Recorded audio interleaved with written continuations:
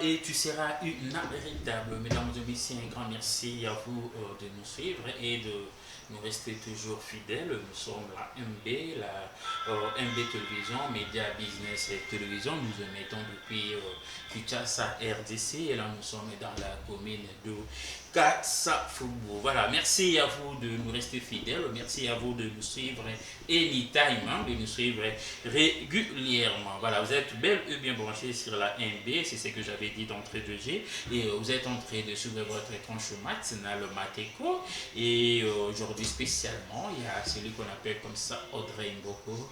Autrement dit, les tontons de la nation. Voilà, je m'en vais droit dur. Un grand merci au papa de la nation. C'est bien évidemment le numéro 1 du pays, le numéro 1 de et la RDC, c'est ce qu'on appelle comme ça le président Fatih Beton Mouka Tombolo. Je m'en vais une fois de plus dire un grand merci à la maman de la nation. C'est sans doute la maman Denise Niakero. Tu sais qui dit. Voilà, je dis une fois de plus un grand merci au numéro 1 de la MB Télévision. C'est ce qu'on appelle comme ça Mwasi Nzambe, maman Myriam Balandas. Et puis, na Congo, so ba meso na mutema netiye. Ah. Je me pose même des questions tantôt. Est-ce que babenga ba fazer balinga bazala. So battu sur la mutema neti maman Myriam Balanga, Mwasi Nzambe. Ah non, tu es bilité, mais anytime, de temps en autre, on a recueilli à faciliter, à Idaka Batou, on a puisqu'à un moment, l'argent seul ne suffit pas. Tout le monde a tellement un bon bazar belé, Azan un bon, mais pour les attaques 1000 francs, c'est tout un problème. Mais Azan a moi belé, mais moi, mon cœur, il faut sentir que soit dans 100. À Ropeso 70, il y a Tikaline à 30.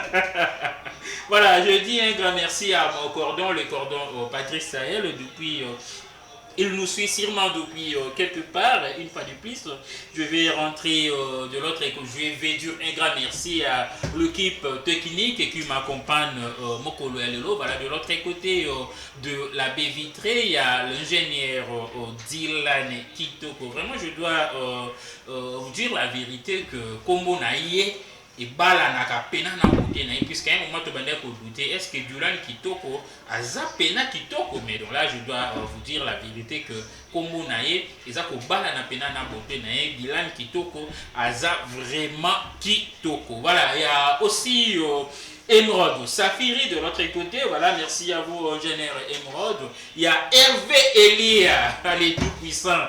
Atikayo. Il y a Hervé pour. Il y a des gens comme ça, hein, un prototype, voilà, unique à son genre. Donc, tant que vous avez Hervé, tu travailles avec Hervé, au moins, il y a une ça, là, Alima, Hervé, Alima, c'est-à-dire, voilà, nous ça, on a droitir, hein, donc, j'aime bien sa présence et puis sa façon de faire les choses. Il est assisté comme ça par mon petit Placide Menaya, voilà, Zanika, moi, mon rabat, c'est il y a 49, 50, et moi, je sais, donc, Azara, Moko, Yabana, autant Babotani, à tout moment, Bissoto, Zalaki, on a pour nous consommer, moi, poudre, comme il s'attend à moi, café, et on m'a pas dérouté dans une bêtise. Voilà, Placide Menaya, et merci à vous, Placide Menaya, voilà, je vais. Rentrer de l'autre côté de la baie vitrée, question pour moi de prendre une chanson religieuse et puis nous allons dire un grand merci au Père Céleste, le Tout-Puissant, à renouveler une fois de plus ce souffle de vie à Pessingaï, na yo, na binu, boza kolanda ngai, na ngonga oyo, souffle de vie. Oui, que sans souffle de vie, c'est tellement compliqué. Alors, bien sûr, c'est tellement important. Tous à la gratitude, moi merci. Je dis un grand merci à mon directeur technique, à mon dépôt, les chefs BH qui m'ont suivi sûrement depuis quelque part. Dylan Kitoko, est-ce qu'on peut avoir une chanson?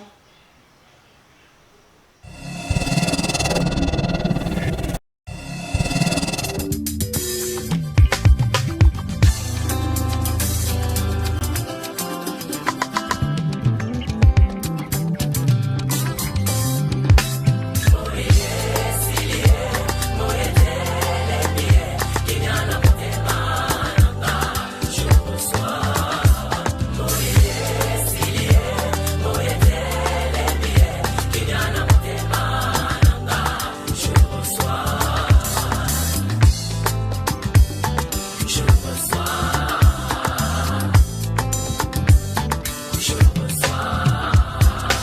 nakoma nzoto mpona bolingo napesa nazwa retour te napusani pembeni na yo oyo nalonanga mai na miso basala nyonso mpo bapebisa okolisi eboti muma nabelela mpo nazwa lisungi basala neti bayoki te motema etaleli lola mpona nini nakanga monoko yesu ye azoleka wapi bakti maganga magasi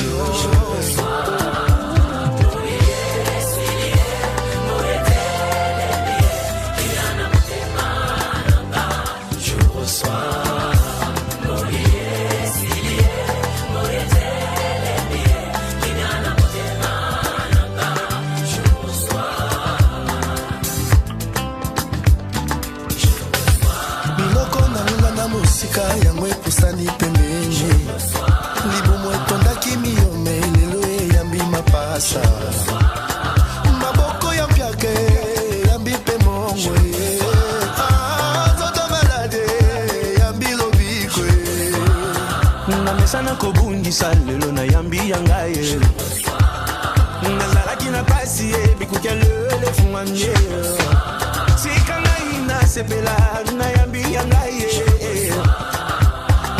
nini nakanga monoko yesu akiti na eklesia wapi yana yamba samuelo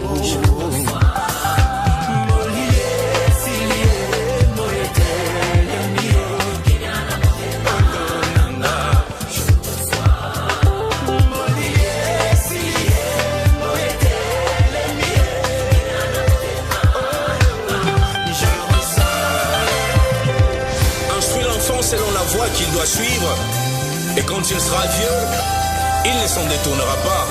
Proverbe chapitre 22, verset 6. N'est-ce pas Jésus-Christ est fidèle? Nous servons les dieux de nos pères.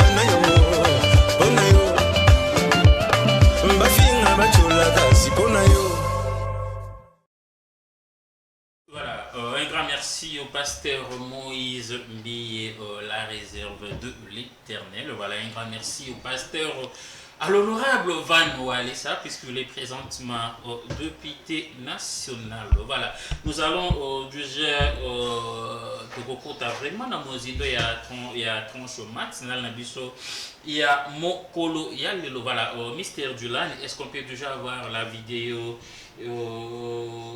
c'est la motivation, je crois. Et voilà, c'est la motivation. Tu peux nous donner la vidéo de la motivation, Mystère du Lan? Qui va rembourser ma jambe? Qu'est-ce qui pourrait compenser ma perte? Je partais seulement travailler pour essayer de me trouver du pain quotidien comme tout le monde, puis j'ai eu l'accident. Aujourd'hui, 3/4 de la population congolaise, surtout à Kinshasa, prennent la moto pour vaquer à leurs occupations.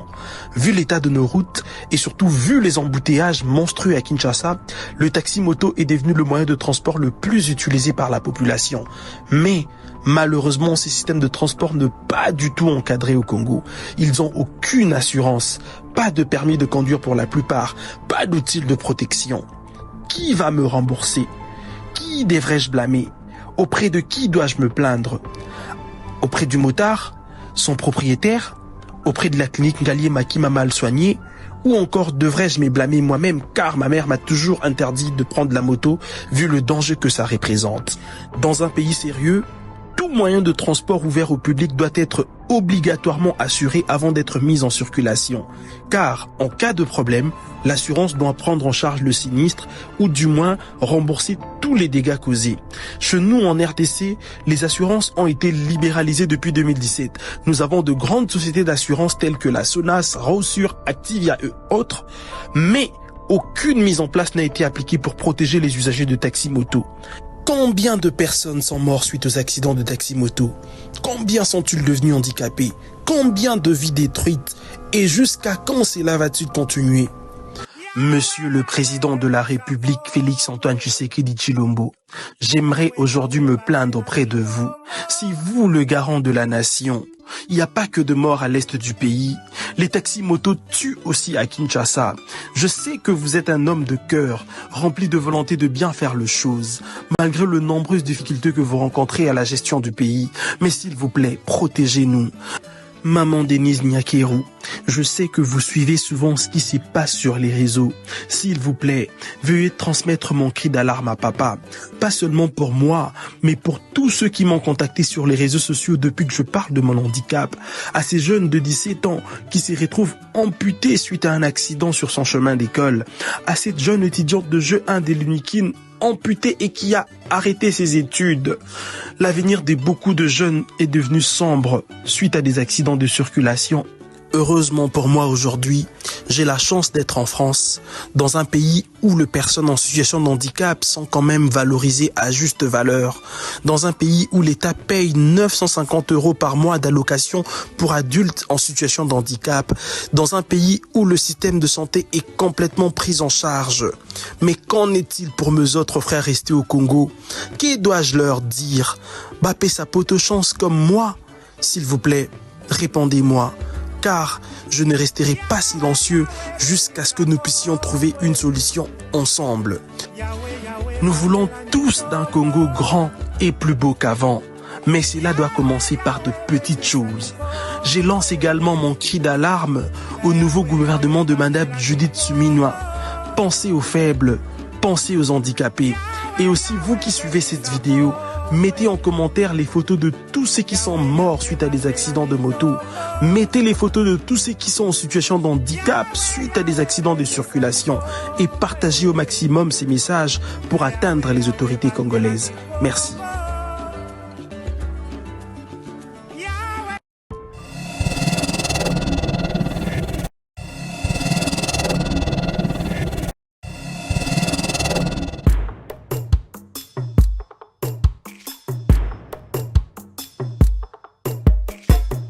J'ai passé tous les examens du monde, Balobi.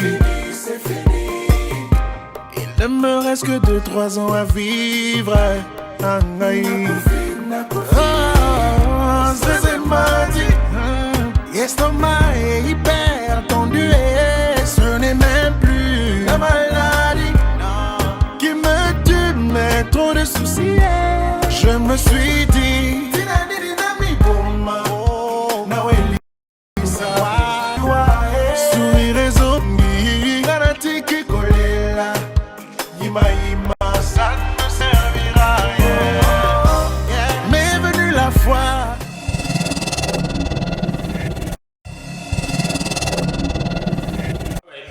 Voilà, merci à vous de nous suivre. Voilà, comprenez qu'on est en RDC. Je dois dire un grand merci au DG de la SNEL, hein, le DG Fabrice J'oublie, hein, c'est M. Fabrice comme ça, vraiment stabilité courant on a qui ça fait tellement du bien. Et tout est là qui va avoir confiance, mais malheureusement, à un moment, déception et zanakate. Voilà, nous allons tranquillement aborder, sans pourtant faire des commentaires, sur la vidéo où ils allaient bien avant que tout zonga na plateau. Alors on va prendre, on va aborder tranquillement notre rubrique Escale sur le net. Le temps pour moi de parler tranquillement, aisément, avec mes deux invités qui sont là. Je paie, non? Petit plastique, ça va? Un petit coucou, ça peut aller, non? Voilà, alors, maman, bonjour. Bonjour, papa. On vous appelle? Getty Weber. Getty Weber. Ok, ça nous fait du bien. Alors, à ma droite, il y a... Bonjour, papa. Oui, bonjour. Boni Bavida. Tei bavina nga eza bien à part kaka ndenge naza kolela au pire eza komata na mboko oyo papa tika. Voilà, alors Dylan Kito qu'on peut tranquillement aborder notre rubrique Escale sur le net.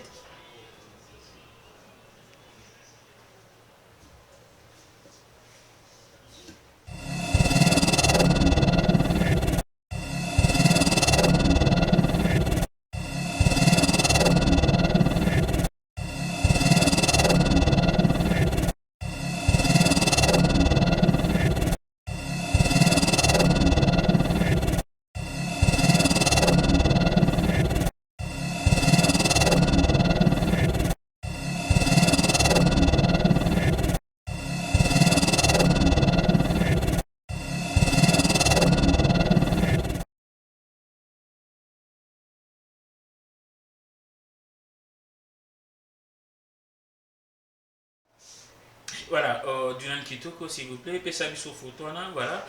Dans la photo, on est en train de voir notre papa Barouti, et bien juste à sa côté, il y a juste à côté de notre fils papa Barouti, il y a son fils qui est là. Alors on a image, oh le pas César, le fait de voir que son fils a cette photo y côté à papa, ils en est pas Batiaka photo boyé. Il y a Kofi. Je ne sais pas si ce n'est pas mon petit plastique qui va me contredire. Je ne sais pas si c'est tellement important de le faire. Bisous surtout yebi kaza papa na yo yebi ke yo mutu au succéder na église, mais c'est pas tellement important de faire de mettre une photo pareille. C'est pas tellement important. Alors j'aimerais bien que Eloko Nakin ait ses reproduire, puisqu'ici c'est au Canada. Alors ici Nakin vraiment Eloko Aboye Zalate, Nakibouswa Serke, tout ça, juste na posta, il y a photo, il y a papa Nabiso Kibiso, papa Barouti Kasongo. Voilà, il y a une deuxième photo, toujours dans la rubrique Escale sur le net, la vidéo photo, Mr. Dylan. Voilà, alors ici, il y a ce monsieur, il est vraiment félicité. Aneza dessin, hein, papa Makolo, il est vraiment félicité, à dessiner, mais t'as la ligne bimi. Obi que ceux qui ont difficulté à comprendre, tu peux peut-être imaginer, au coup, Kanisa, Isaki Pena, Isaku Nyamanino, Nzoï. Voilà, obiso aux a deux fois, aux hommes on a bientôt pour quand ça qui est pendant Nzoï, or ils ont juste talent, il y a Moutou, on les a s'exprimer, voilà, Dylan fait voir aux téléspectateurs, voulais-je dire, le niveau et à matière au Moutou Azanongo, voilà, ils ont toujours la même personne. Ici, là, Tomoni a dessiné et Soso, voilà, ils ont dessin, hein. Il veut vraiment féliciter. Ok, c'est fini. Mr. Dylan, c'est fini. Ok, hormis ça, c'est fini ou comment? Voilà, au pays du Soussou, Eza Nzoï. Vraiment, il l'a félicité. Voilà, Mr. Dylan, voilà, John Sangaï. Ok, alors, mesdames et messieurs, vous êtes bel et bien branchés sur la MB Télévision en train de suivre votre tranche matinale, le Mateko. Une tranche où il y a Kabongo, Kope Sabino, bon numéro, Nakazabanda, Kotobi, Kiki, Oyo, Kishasa, Oya Biso, et Hambo Kamoko, la Mouki, Uzangine, Loko Akolia. Et ok, pour deux femmes, peut-être il y a 5 000 dans l'idée que le soir, au foot, mais n'a pas quoi payer. Au Zimbo, c'est ça la réalité, au Bissot, tout vivre à Ranango, tout se retrouve à Rango, la ville, province. Il y a Kinshasa, voilà pourquoi à tout moment, anytime, il faut toujours brancher sur la MB télévision, puisque ici vraiment matière beaucoup soit. Ici vraiment, Nyonso ya Malunga info, du verre, ici vraiment Nyonso Oyo, Isa ya Malunga, Nakatia MB.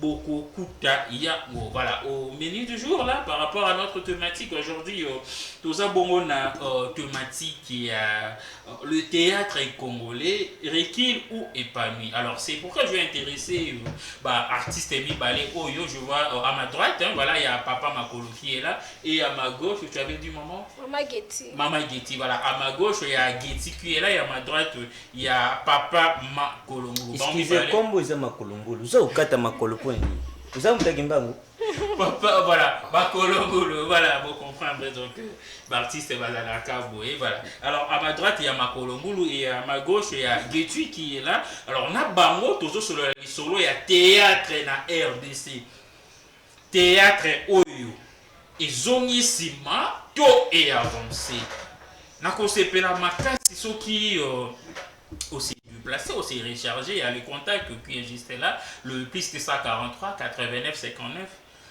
59 76 394 et ça peut numéro à WhatsApp à défaut de nous joindre dans appel normal à tout moment tu peux laisser un texto ou bien notre vocal et puis tranquillement tokoyoka message na bino nyonso. En tout cas ne tardez pas à réagir. J'aimerais bien que bozala vraiment wanabo analyser ensemble na biso et puis bo pe sa point de vue na bino par rapport à théâtre oyo ya biso ba congolais et zongi sima to et avancé. Mais avant d'en Bastar Nabiso Mibalo, je vais rentrer de l'autre côté de la baie vitrée. Question pour vous faire voir mon koya juste le moment koya théâtre et puis tokota tranquillement na thématique Nabiso il y a mokola le Mr Dylan à vous l'antenne. Babengango ambiance de l'histoire.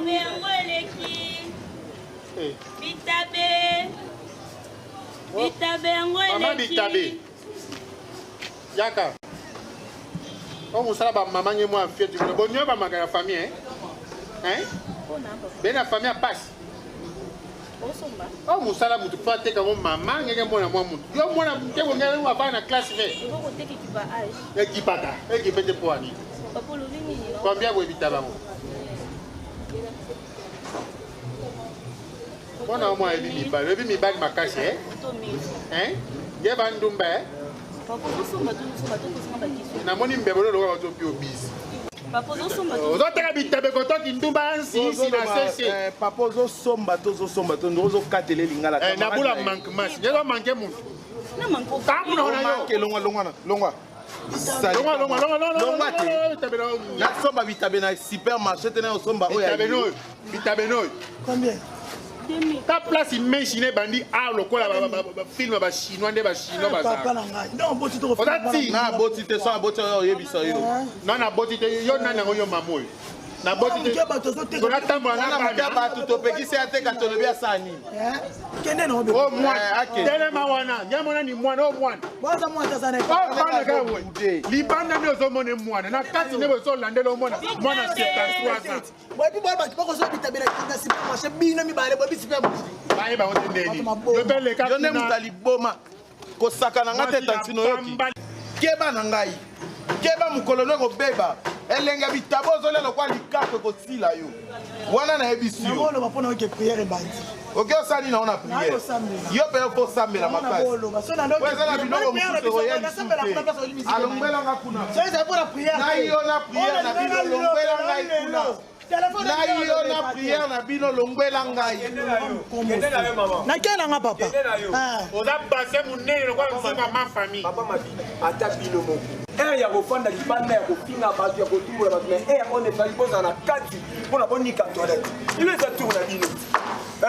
Pourquoi quand c'est comme tourne na bino bonika raté? C'est comme tourne na bino on les bonika na moi bonika raté. On les bonika na tomo bonika raté finalement.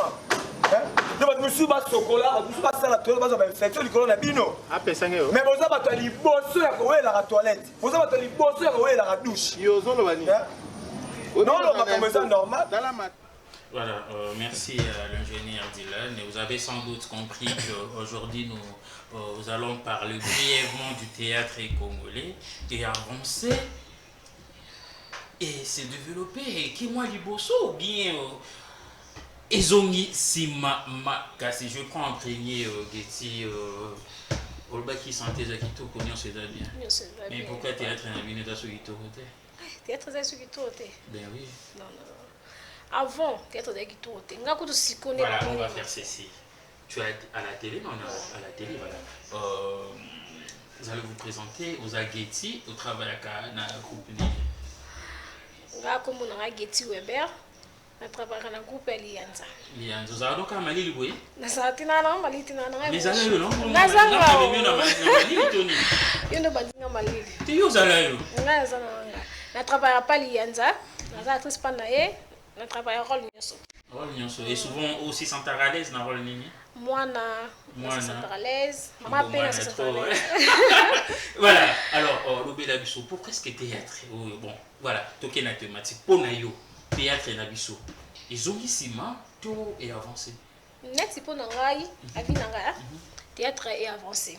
Et avancé par rapport à Nézari Liboso, on a ton endroit, pour un endroit, il théâtre banana moi. Ok. C'est pas poli. Mais n'a pas joué, n'a pas pied, si vous préférez pour jouer là-bas. Non, ouais, n'a préféré jouer. C'est au niveau, moi, n'a trop.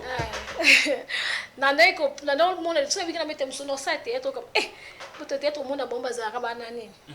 Bana bana le côté bon brosinga singa o luka tozaki na tonton mon côté son dans ça pour ne pas citer groupe dans ça là so mais qui ka robeta li solo ka ya théâtre balaki so yemba mo babita ndaza zela tonton abando travaille dans groupe ni pour ne pas citer non abando travaille dans groupe ni na groupe mo bozaki ni ya chango bo na travailler nango et tu le laisses à la théâtre. Oui, ça. Merci de trouver. Merci au moins. Tanga de combat pas tonton on a fait gaou. Oh, il tic ça de gaou. Olivier gaou akane la. Magazi kasi exemple ya batu ya Pierre ya théâtre babanda ko chaming fait gaou. Nzoka te kombo wana ezaka kombo. Mais gaou siko yo na. On dit qu'avec lui ça passe mieux. Donc même si on a bien. On a habité. Gaou azu passeport. O meki mambo zo évoluer. Bon passeport izani. Karate okende. Okende wa. Pardon, c'est la voilà, on y va. Banda wala kisangayo, mo so wala kisangayo kanga mo na décourager ngabi le bana monde ngo pe. Ye kaka. Ezaki plus batebele. Pardon, c'est là notre compagnie s'il vous plaît. Batebele dans la grande scène on avait skaza aussi comme la temps comme on est bibi chimwadi. OK. Il y a notre travail pas myombe ko. So ki abimi akei à l'époque nga on ndote ka ezaki na malewa. Nga na ndima na ke gambela osombele biloko pona tikala ya kende. Donc ce qu'on a mon remis qu'on envoyé on y a satikaki tant ba panzani groupe panzani ya tiki papa bisanga bi muntu yo zo envoyé qui était yona ye mo katiki azo batelo conseil surtout yo ke ostap no sani ils ont senga masima pour ce qu'on bandana ngana bandon kala la question c'est théâtre est avancé to ils ont ici et on a le bateau ça va exemple kasi on a kene ba bandaki ko ça en doute pour ça la musala no théâtre une façon de dire que la minute au théâtre est avancée. Et qu'est-ce qui te fait croire que le théâtre est avancé? Bah toi na o bando mona na kala ke ya ça ne va pas. Oui. Ba bongi. Oh ba bongi tu grande ça na tanga longo ya kena groupe mususu si quoi avancer à comment voyager à comment. Les gens yo be bando bloqué. La si quoi comme quoi avancer. Avancement ya théâtre c'est yo ezali. Comment dirais-je comment na tambongo liboso za ki okende yo mona transport na yo ozo yo ko za ta mutu kate. Mais biso na coupe so pesa biso. OK tourner bo. On m'a dit tu na TV. Chef no yo alobela nga plusieurs fois que vous aurez. Non chef il nga yo na TP ka yo moko na. Président so tinde la. C'est là. Vous payez ça bon transport combien? Transport izalaka te. Bazwa kande salaire. Baza ba salarié. Na groupe Lianza nous sommes des salariés. Chaque fin de émission. Président a son bon émission. Oui. Non bengaye na. Bengaye, biso to travailler bon pas la biso est-ce que le ça que aux à l'aise au bimila ndako biki na transport nanga. On va passer na musana nanga na yeli na émission. D'accord. Voilà. Alors papa Mako qu'est-ce que je dis? Makolongulu. Ouais. Boni. Kimia izali na ngolu nzambi. Bon, lelo na yina teni po thématique iza pour na théâtre. Yango na ye lokula biso batu ya théâtre kizalaka. message où biso topesaka eza très capital. Question où you tuni théâtre évoluer. Message à bien mais théâtre na bino zo avancer. Ils quoi avancer mais lelo yu théâtre congolais côté Nollywood. Na nini oyo mundela chaka théâtre ka.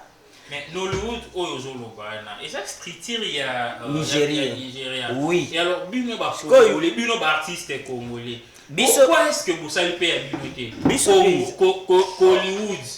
C'est qu'il y a une information et théâtre bien. Pour théâtre, il commence déjà international. Théâtre congolais, il commence international. Le congolais, où il y a le théâtre, il y a une salle, le président de l'Ouest, la salle, il y a juste pour ce cas, Lingala. La vérité est que Autobé de la mission Lissola, le président de l'Ouest.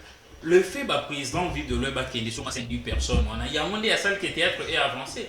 Bon. Il y a un messie de Moutouata qui a été le bon qu'on est dans la poche d'Até. Or, développement de Moutouata dans le solo, il y a Nollywood. Mais il y a un Nzonzing. C'est quoi un Nzonzing? Bisous, tu as un Nzonzing, Bengi, oh, you Bengi, Isa. You n'inga bacha mon anglais. Nzonzing, yango wana bangu basalaka. Bazapi na ba groupe principal na bango, bazapi na bandengi na ba bengani basangani producteur ya Chembongo, basali film. Oh, tu za kutala. Ndengi pe bisous salaka Nzonzing. Siko yuzo uluka ndengi. Déjà vous êtes chaîne moko boina TV ba komika Hollywood baza kuchaka ka bandaki Nigeria, Ikei Nigeria, ni Camerounais, ni Sénégalais na kaka bango. Ah. On a fait de la comparaison. Eh, ils ont kambuza kutuna kitambuza. Azana raison papa. Neto tozo sala. Neto tozo sala, eza ba Nzonzing.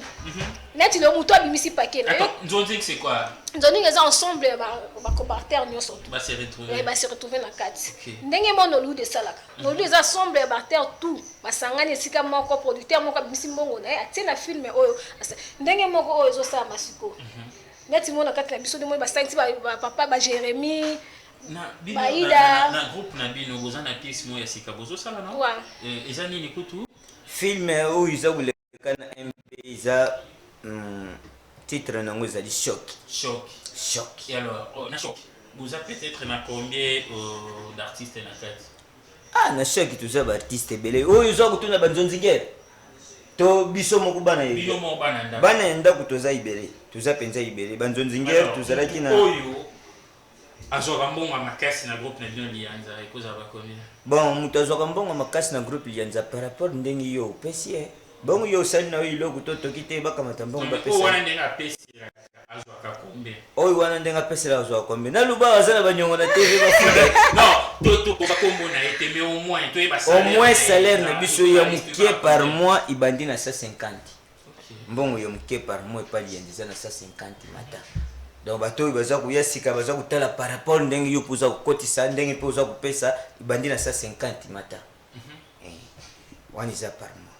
Et voilà, là je vais tu es mais na lobi na TV so na zo kosa ba uza na numéro za wana batu na ba question na WhatsApp na ko répondre. Mais oui, que tu es banni. Très bien. Voilà. Alors, Getty, ingénieur du LAN, c'est la biche à moi, morceau et pièce théâtrale, on va souffler un peu, le temps pour moi de souffler un peu. Alors, c'est la biche, moi, extrait à théâtre, et moi, je ne sais pas, n'importe quel théâtre, hein. Dès que après, tu peux quand même nous faire signe, voilà. Il y a quelqu'un qui nous appelle, voilà, mais il y a un problème de connexion, en tout cas. Il y a un problème de connexion, voilà. Voilà, bonjour messieurs, aux en direct, on a MB Télévision, on a comme thématique le théâtre congolais, Rekil ou épanoui. Alors, on a évité ce qui au Koki Kolobanini par rapport à la thématique du jour en Abisso. Allô, bonjour. Oui, alors bonjour, aux en direct, on a MB Télévision, on a comme thématique le théâtre congolais, Rekil ou épanoui. Alors, je ne sais pas ce qui, point de vue, par rapport à la thématique Nabisso. Voilà, le monsieur est parti, comprenez, donc voilà, le monsieur est parti. Alors, Getty. Oui, pardon, voilà, le lema, on peut avoir cet élément. Voilà, voilà, on va rentrer de l'autre côté de la baie vitrée, question pour nous de souffler un peu, et puis nous allons revenir pour aborder, reprendre tranquillement notre tranche matinale. Mr. Dylan, à vous l'antenne.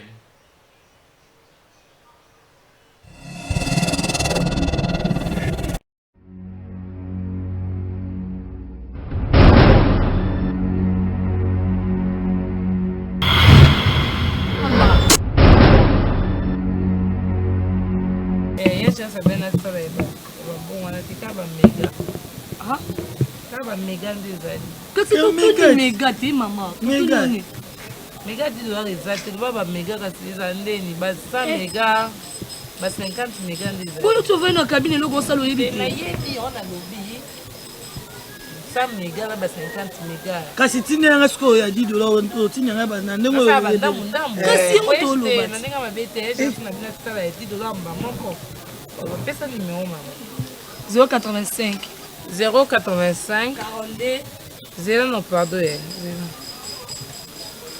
il est na moni ya tanda ngolobi ya ba $10 wana ba ndam et pate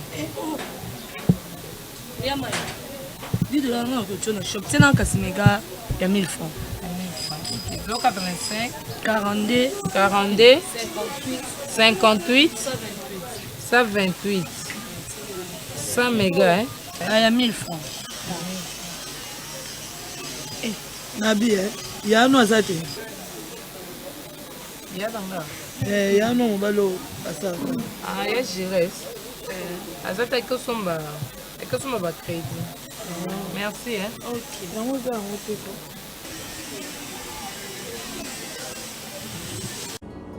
Allô?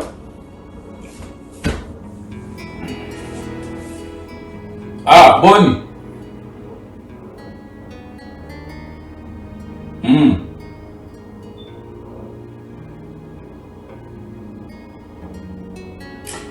Bon, na tinaki mbango na lobi na tongo. Desi ka na tineli yo code te. Soki na lobi na soki na sisi na komela mwa mi ko na zo mela awa. Na komela no ya good, so sisi ya good oyo ya vanille. Ndi na ko ya na ko tindela yo mbango code wana na tineli lobi.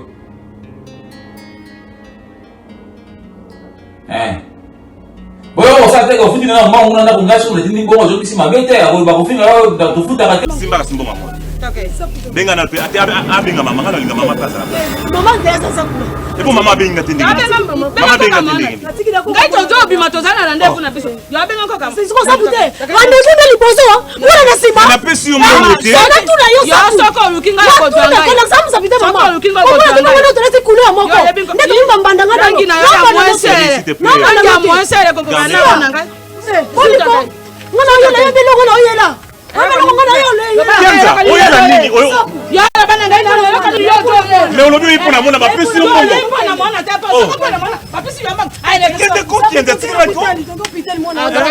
On continue la foyer dans la kimia. Dylan Kitoko, voilà. Dylan Kitoko, voilà, c'est bien sûr Dylan Kitoko qui est de l'autre côté de la baie vitrée. C'est-à-dire que ma jolibilité oyo, bozako Dylan Kitoko nde azako sala en sorte que bon mona Audrey Mbobo, le tonton de la nation que je suis, abesa aspect mon connaîti aspect neti nani Louis voilà, merci, voilà. Mais n'est pas tu veux pas nous. Il y a un problème nous les il a tel aspect théâtre aux occupatés. Et comment dirait ngande mu kina boma carrière na. Uyebi nani kombo ni zala nani. Kombo ni nani. Nani oyibosani. Il y a quelqu'un qui nous appelle. OK, voilà. Ah, tu vois ça le message. Ça le message. Voilà, bonjour messieurs. Bonjour. Oui, bonjour. Rosa, en direct sur la MB Télévision, on a comme thématique les théâtres congolais recul ou épanoui. Votre point de vue vraiment nous intéresse.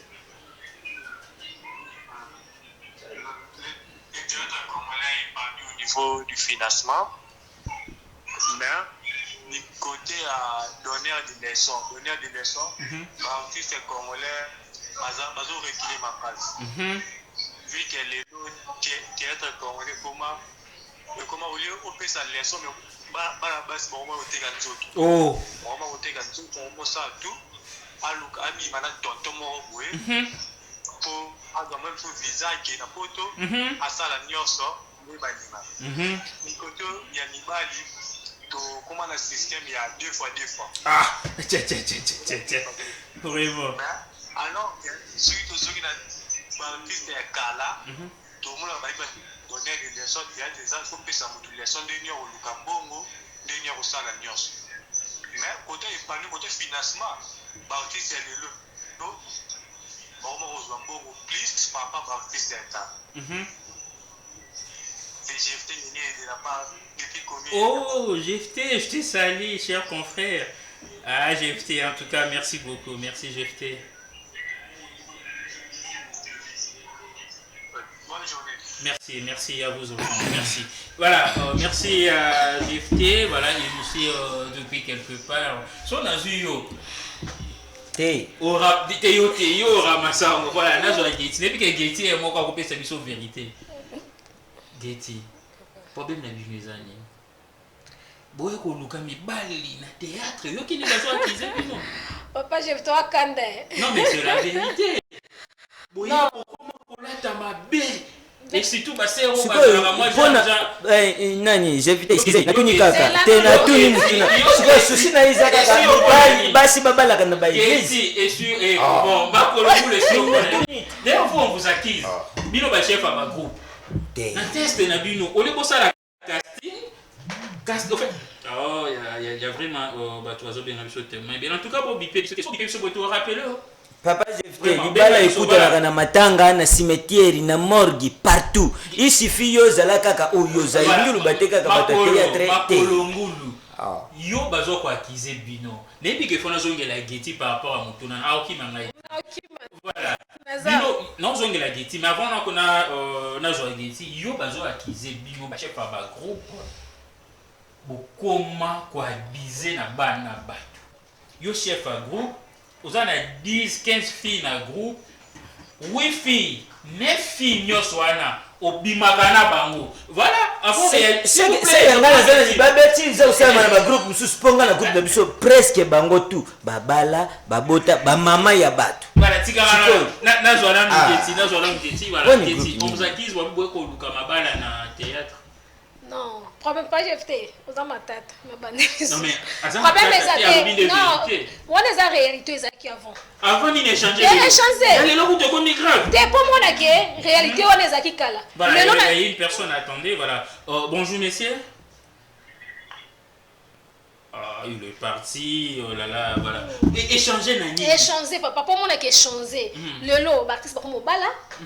Ba marié sur ça il y a le baku tout pour que les amis mais attends, ce qui boza peut-être 70. Na 70 on a 65. Babalité bazana ba pratique on a 5 qui galande babali. Au sojo beta tolo na 5 on a 5 on a babalité batu bazo bala. En mariage sur ça ma artiste bazo bala. Le fût et les garçons bazo bala. Le premier ça qui est batu tellement ba monaka mamna ndenga kala. Et le fût ba oya sikoyo bazo bazaka salut. Ba okotaka na kati ya ben oyo batu ba yebe on kala. Yo Bandit Théâtre, il y a déjà combien d'années? Ngai Banana Bandit déjà 5 ans. 5 ans. Parce qu'on a 5 ans. Non, mais l'autre, c'est qui est.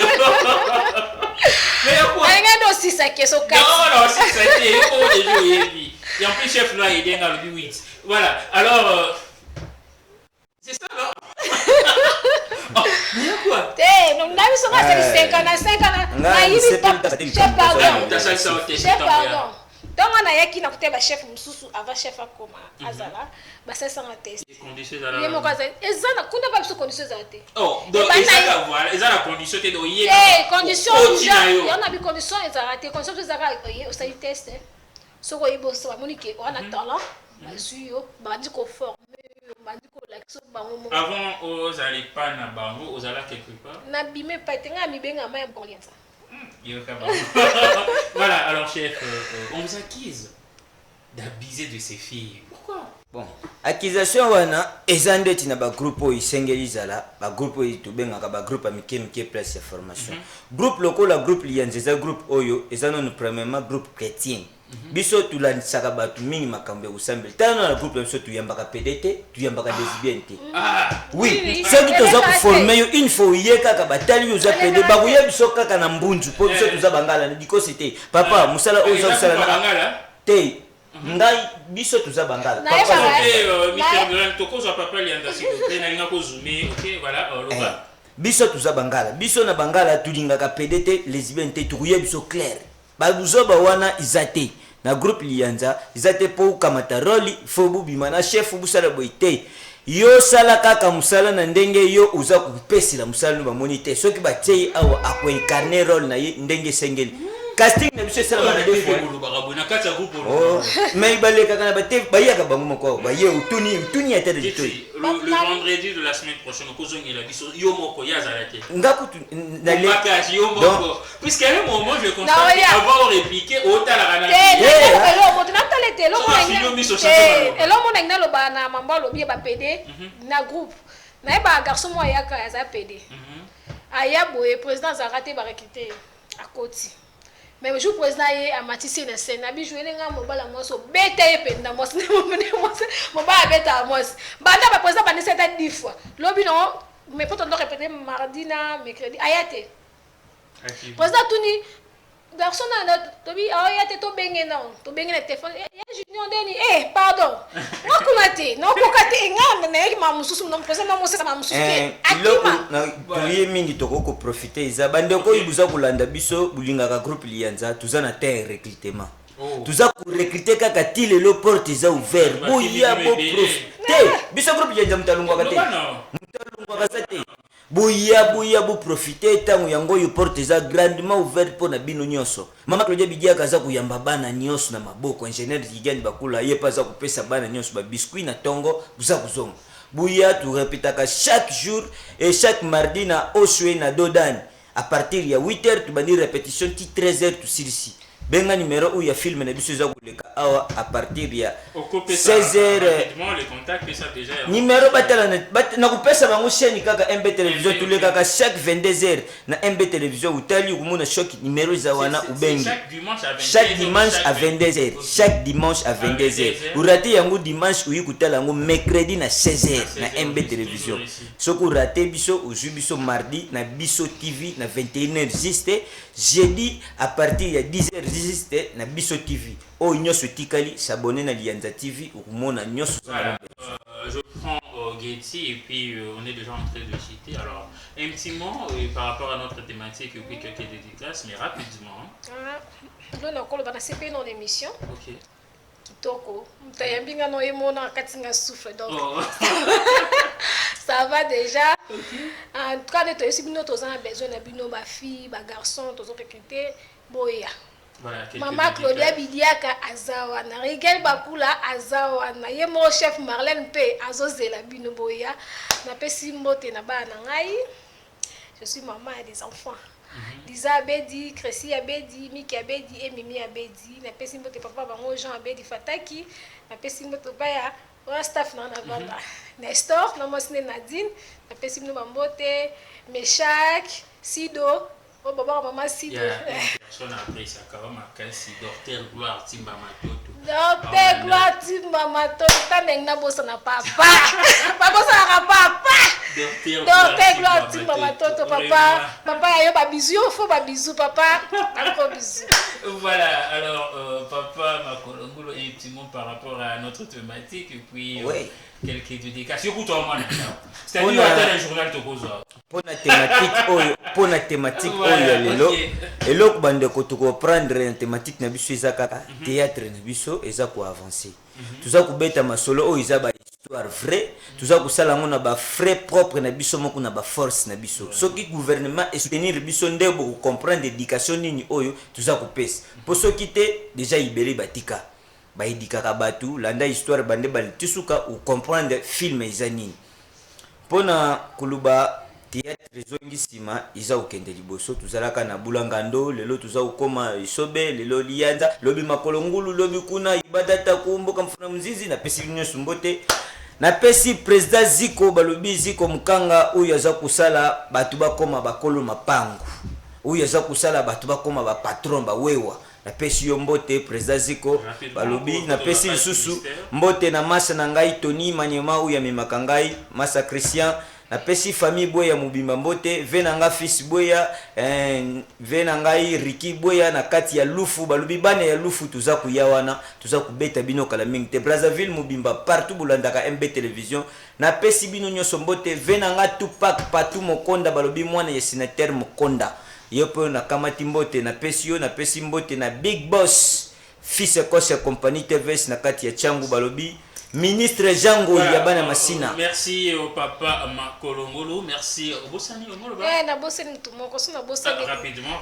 Na Pessimbo te parle ingénieur Weber, Richard Weber, ingénieur construction. Bon, c'est gelé, vous avez le battu. Famille Weber Mobimba. Merci à vous de nous suivre. Je sais que vous avez quitté Maïbélé à Kolanda Mateko et à Mokolo et à Lilo et Mateko Wapizala qui présente par Audrey Mboko, les tontons de la nation que je suis. Un grand merci à vous une fois de plus de nous rester fidèles et de vous joindre à nous. Il y a plusieurs messages, mais vu les temps, je ne serai à mesure de lire tous vos textos. Alors restez toujours fidèles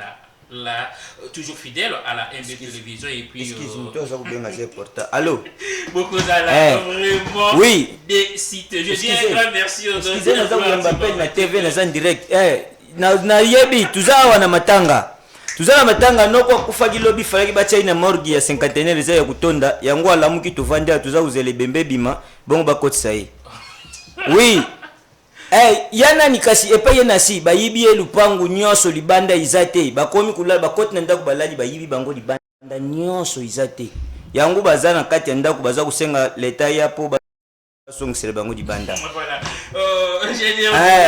C'est bon kasi yo katanga la sobenga so kinde to sisi mission ezana muto aza zulamba biloko malewa awa ye joie n'importe quoi. Voilà, je viens ta présence au sein l'Arabie Saoudite. Obi kenanda pour stress et la ramakasi et à tout moment tant aux alaka na biso na kata plateau et ça la biso et sengo makasi. Mesdames et messieurs, une fois de plus un grand merci à vous de nous suivre et de nous rester fidèles, surtout restez toujours branchés sur la MB Télévision.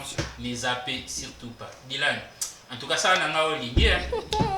Les biso.